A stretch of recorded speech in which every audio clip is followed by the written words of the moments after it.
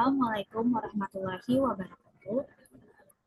Perkenalkan, saya Nazila Alfi Ramadhani dari Prodi Akuntansi Sektor Publik dengan NIM 1713422011.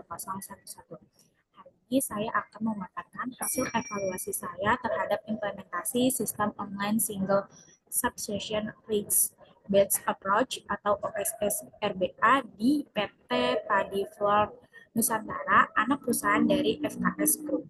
Berdasarkan hasil wawancara langsung dengan narasumber saya yaitu Kanadia selaku finansial senior di perusahaan tersebut.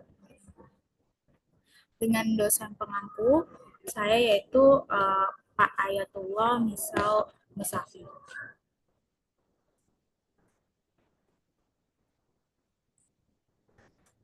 Oke, latar belakang dari OSS RBA merupakan sistem perizinan berbasis risiko yang diberlakukan sejak PP nomor 5 tahun 2021 sebagai implementasi dari UU Cipta Kerja. Melalui sistem ini, perizinan usaha dilakukan secara digital, terintegrasi, dan disesuaikan dengan tingkat risiko usaha.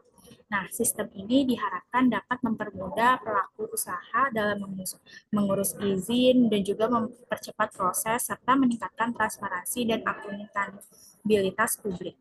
Nah, FKS Group khususnya PT Padi Flour Nusantara telah menerapkan OSS RBA dan menjadi studi kasus utama dalam evaluasi ini.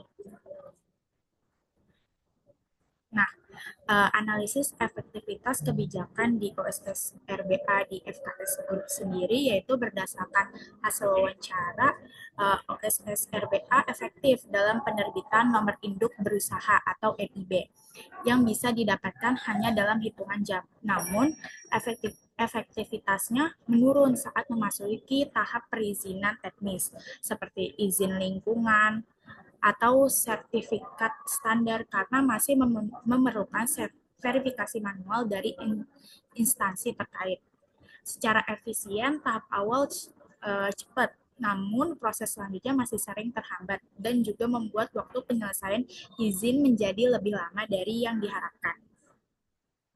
Lalu dari sisi transparansi dan responsibilitas, sistem OSS ini menyediakan pelacakan status secara daring, namun informasinya sering tidak spesifik, hanya tertulis menunggu verifikasi instansi terkait, tanpa menyebutkan instansi atau estimasi waktunya.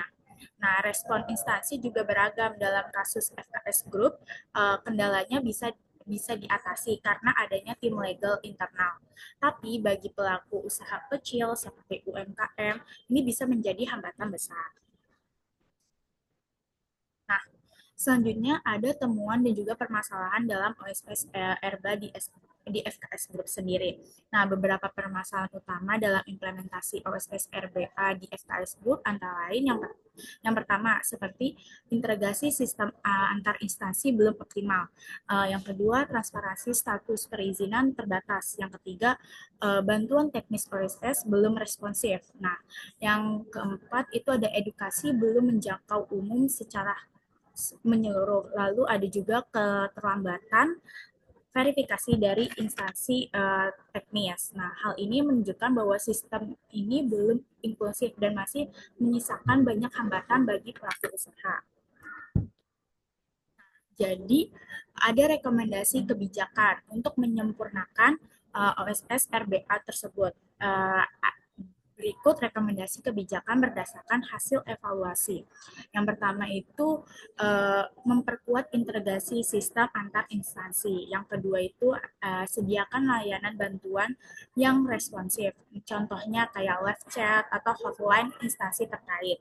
Yang ketiga itu ada perjelas informasi status izin di dashboard OSS biar seperti tidak kayak tadi.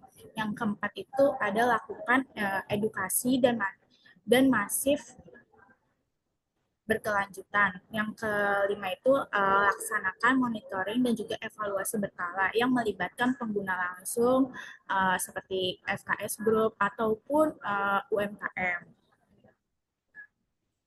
Maka kesimpulannya yaitu Kebijakan OSS RBA merupakan langkah maju dalam reformasi perizinan berbasis digital dan juga risiko.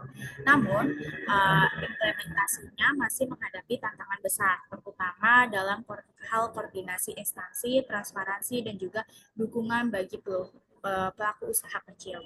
Perlu sinergi antar sistem, sumber daya manusia, dan juga kebijakan yang responsif agar OSS ini benar-benar dapat mendukung iklim di Indonesia. Oke, sekian presentasi dari saya. Kurang lebihnya mohon dimaafkan. Wassalamualaikum warahmatullahi wabarakatuh.